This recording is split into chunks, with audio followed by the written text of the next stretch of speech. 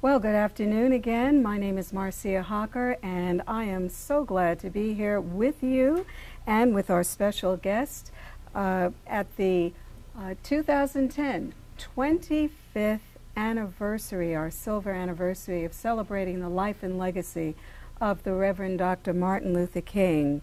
The gentleman sitting next to me is 22 years in law practice in Oregon, a journalist for the Oregonian, the Portland Observer.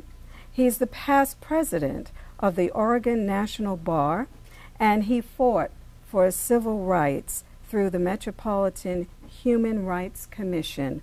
Welcome, Attorney Gregory Gudger. Thank you very much. Good to be here. It's good to have you. And is this your first time with our celebration? No, I've been to the celebration before. This is the first time I've been in the position of an honoree, which, first of all, I thank God for, and secondly, forgive me the tools to do the things that I try to do in His behalf, and for the organization for recognizing me for the work I've tried to do. Well, congratulations. Attorney Gudger is the recipient of the Lifetime Achievement Award for judicial practice, and that's a wonderful thing. What are some of the challenges that you face on a day-to-day? That we face as attorneys and as black attorneys are many.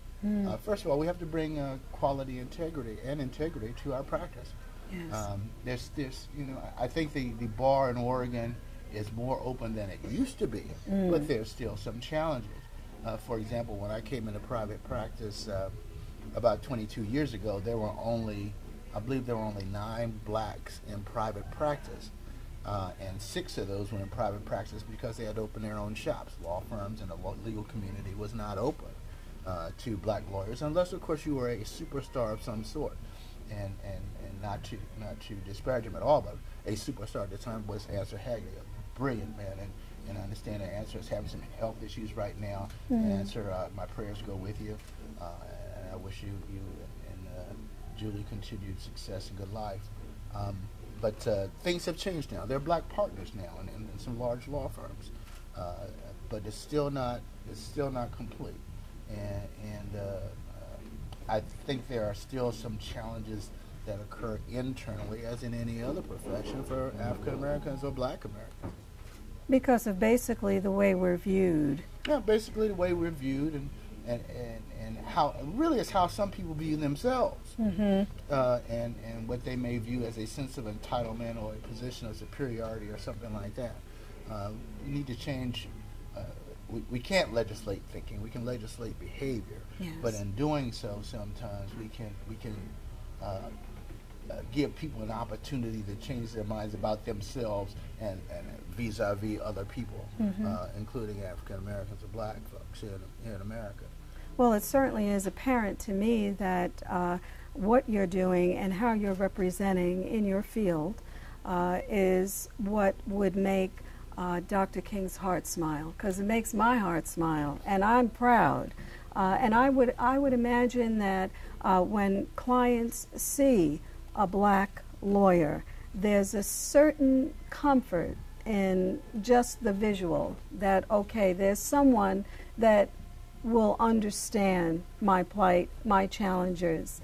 Would you say so? I would say so, and I was one of the first black attorneys to, in my advertisements, I had my picture there. I was the first black attorney to have his picture in the Yellow Pages, for example, as far as I can recall.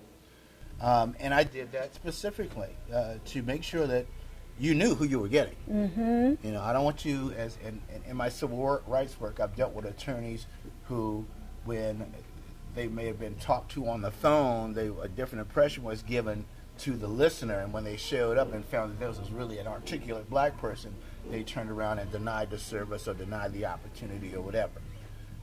In this instance, I wanted to make sure that when you came to my office, when you called my phone number, you knew who you were calling. I don't want you to get there and say, well, I guess when Monica Little had the experience of somebody saying, oh, well, we wanted somebody more traditional. This was many years ago when I was with this Metropolitan Human Relations Commission. I don't want you to say that. I want you to know exactly who you're getting when you come through that door. Well, that's, I'm sorry. No, that's perfect. All right. You know, that's, you're being honest and forthright, and you're not hiding. No. You're not trying to mislead. And I can't and hide that's very well. no. No, but to bring people into your practice, you know, you're just saying who you are and that you're proud of it. Yes, very proud of it. And you know, my mother taught me long ago that I'm second to no one. I mean, I grew up with that out of Washington, D.C. I'm a street kid from Washington, D.C. My husband as well. Oh, okay. Yeah. Interesting thing. I was born behind an abandoned storefront insurance company in inner city Washington, D.C., the ghetto of Washington, D.C., to an unwed mother with two other kids, older kids, and living with a lady who was kind of on the other side of the law in some of her activities, but she was the grandmother to me. And they taught me several things. Despite this background, they taught me several things. Number one, they taught me that I was second to no one. Mm-hmm. They taught me that education was the key to unlock all the doors to my advancement or any of our advancement. And they taught me to be proud of myself and I represent myself with dignity and integrity. And someone might say, well, you know, how do you get all that from those kind of people? Well, those are the people who raised me. And I love my mother and my grandmother dearly. My mother couldn't be here today. She's in Washington, D.C. still. But she has a cold, and I really want to bring her out here. As I tell her, hey, Mom, anything I've done is your fault. It's your fault. Well, she has to be so proud of you, and we are as well. So what does this day mean to you as you reflect on the legacy that Dr. King left? It means a lot to me. First of all, it is a testimony to the power of God. Amen. I'm a very spiritual person, although I may not be the most religious, every Sunday church-going person in the world. But I'm an example of the power of the resurrection. Amen. So I have no problem saying that to Yes. and Dr. King, I am cut from a rougher cloth, but I try to do the same things to try to make the contribution for the betterment of not only black people but all people in this country.